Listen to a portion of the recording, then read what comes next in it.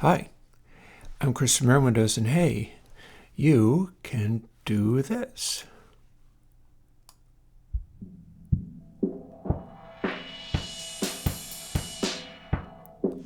Because this is Airwindows Suzan. As you can tell, this is another synthesizer filter, kind of like Dattorro, but there's a little more going on here than there was in Dattorro. Let's throw on a quick little synthesizer noise so that we can hear what this can do.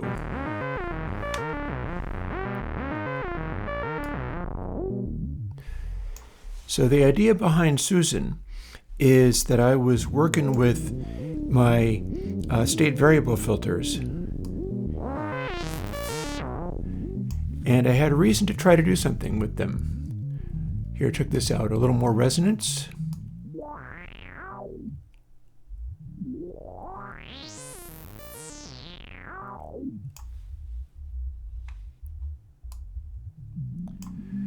In fact, we can even throw more resonance.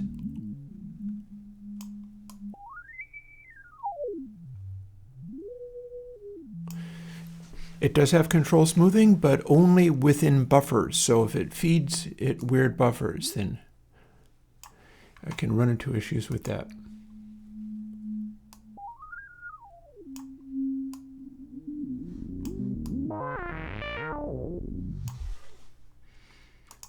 So why is it called Suzan? Well, I'll tell you. When I put out Dattorro, I was talking in forums about how I had been using biquad filters, and it turns out you could use these instead. So rather than use my, direct form 1 or whatever biquads, I would try using this, and it gave me a neat filter without as many variables in it. And it seemed like there was stuff that I could do there. Well, a fellow named Antoine showed up and was like, that's still a biquad.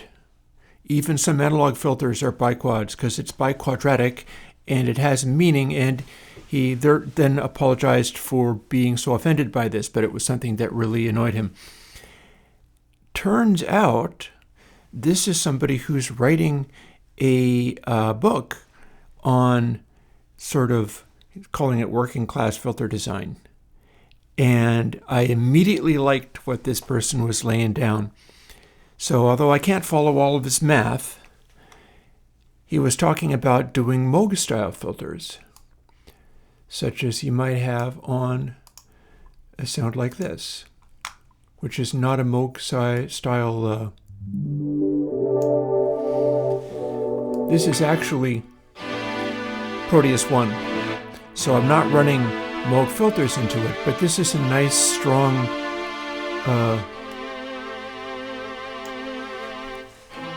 chord that you can hear what the filter does. And the whole deal with Moog filters is that it resonates in this particular interesting way. But let's make that wrap. So if you don't have any resonance, here's what this type of filter sounds like.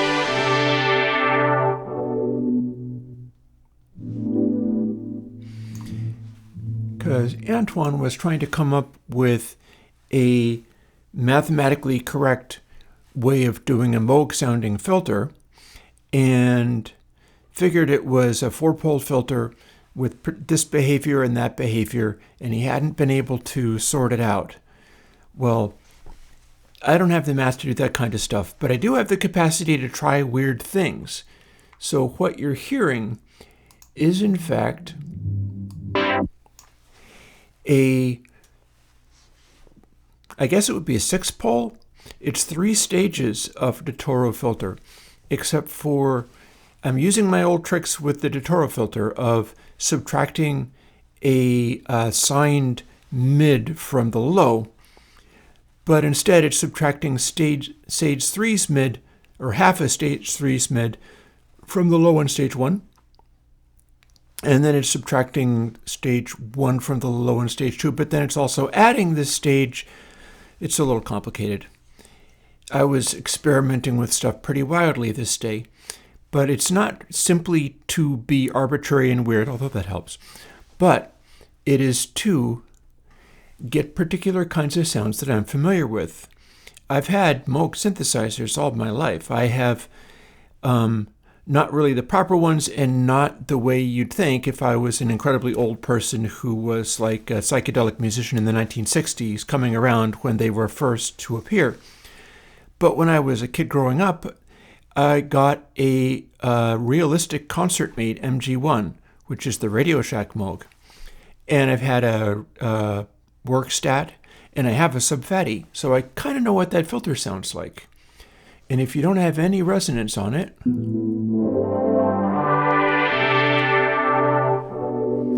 there's a particular kind of texture you can get out of where the cutoff sits.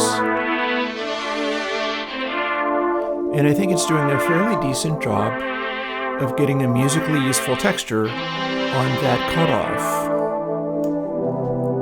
But then when you start bringing in the resonance, there's a reason I was throwing the saturation function on only the mid-range. And it is because I'm used to the saturation of this filter having sort of most of the juice and mojo. So if we set it to 0.5, and you can go farther, you can make it do purely resonance. And when it does this, it's just about self-oscillating. And again, this is designed to track between the buffers, but Reaper doesn't always do that effectively for me, so it's moving like it's stepped, and that's because it's not following the buffers as well as I would like. There's no pop between those stages, but I would enjoy it. I think in the VC rack, it'll run a little bit more smoothly than that. I'm using a buffer size in Reaper where I'm hearing stepping there. It shouldn't, but I'm hearing stepping there. If I was to do a synthesizer, or if somebody like the Surge folks were to take this and build it into their synthesizer, then they'd be able to do this and not have that going on. But this is my take on what a self-oscillation using this kind of saturation might be like. And as you bring it back in, it does the same thing that you would have in one of those synths where you start losing a little of the lows as the resonance comes in, all the way to being able to get that densely saturated resonant quality, and then halfway between,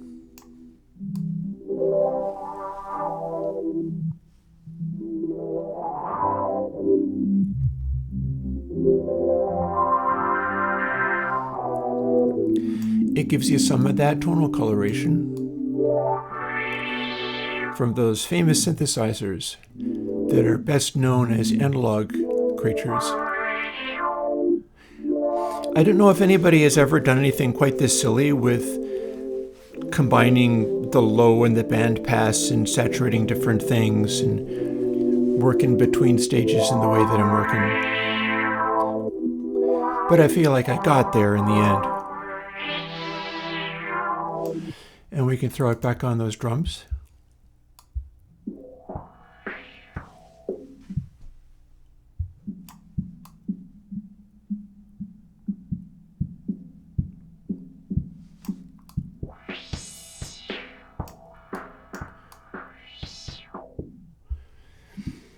And we plainly hear what the resonance is doing there. Or we can turn the resonance off completely, but there's still enough of a hint of it to give that cutoff of flavor.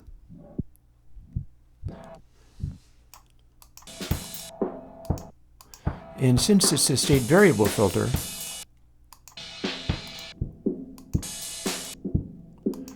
it snaps to new settings better than you get out of a direct Form 1 biquad.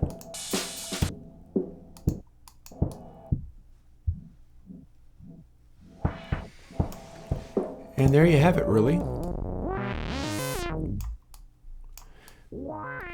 So the original Dattorro was designed to be sort of a 303 sounding thing. This has its own quality going on.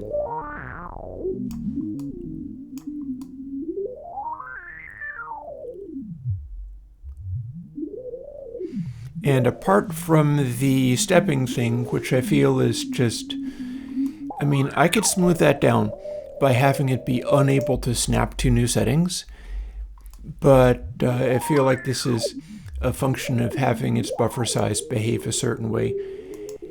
And it does have the code in there for smoothing between buffers, but all that's doing is smoothing between the extremes of the buffers. What I'm interested in is the way that the resonance sounds, as we have this extremely vivid resonance going on.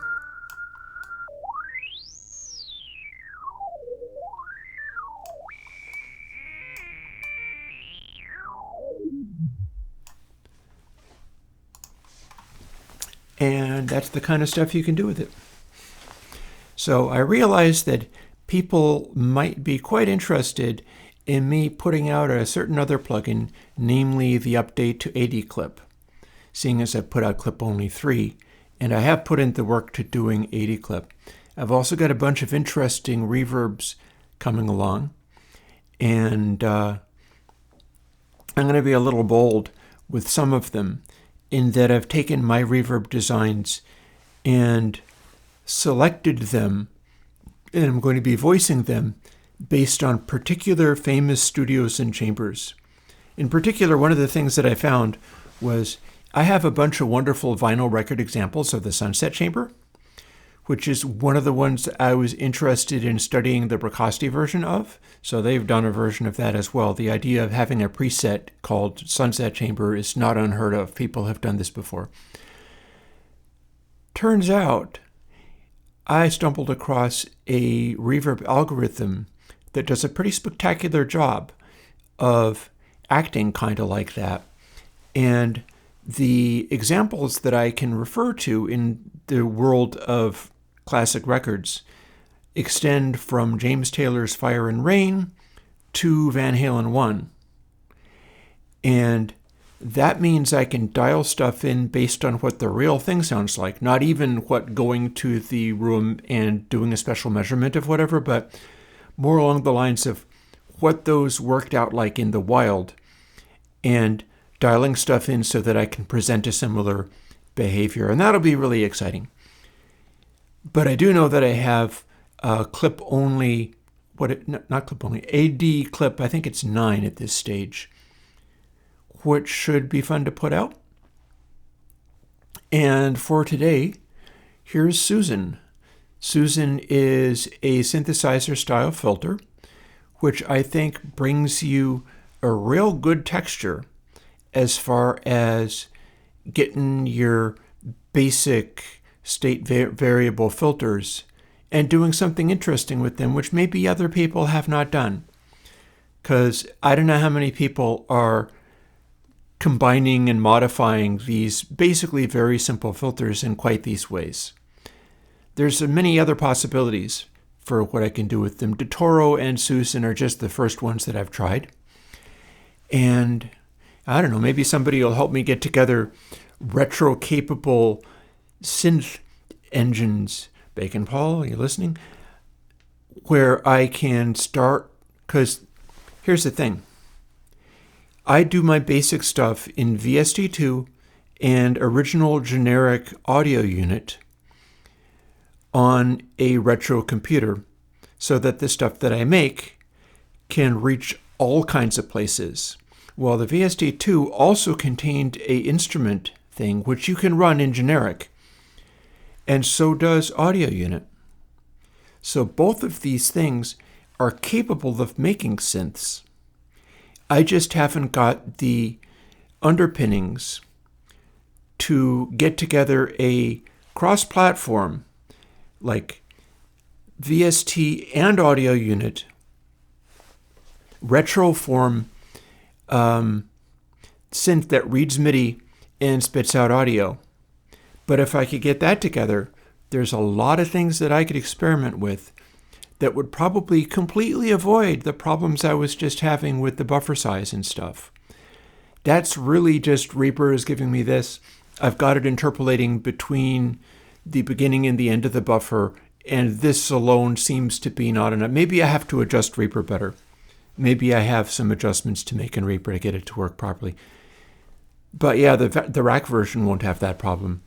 And if I was able to do MIDI-controlled soft synths, that immediately leads you to the prospect of this filter, but as part of a very simple, efficient soft synth, where you wouldn't have to be concerned about that because it would be like an envelope filter, basically, which I've made those too. Any case, I will get back to work. I got a whole bunch of interesting things to do. And I'm here every week. Here's another plugin for you again this week. Imagine that. Who would have imagined that every time you show up, you get another toy? And I'll talk to you later. Oh, right. All of this is paid for by my Patreon. I'm hanging in there even though things are getting tougher and tougher, but it's getting tougher and tougher for everybody. So I'm recommitting to the giving people cool things every week so you can have something good to have. And since it's open source, you get to keep it forever and even make your own things based on it, which people are already doing. So that's amusing to watch. I'll talk to you later, and I'll be back next week. Bye-bye.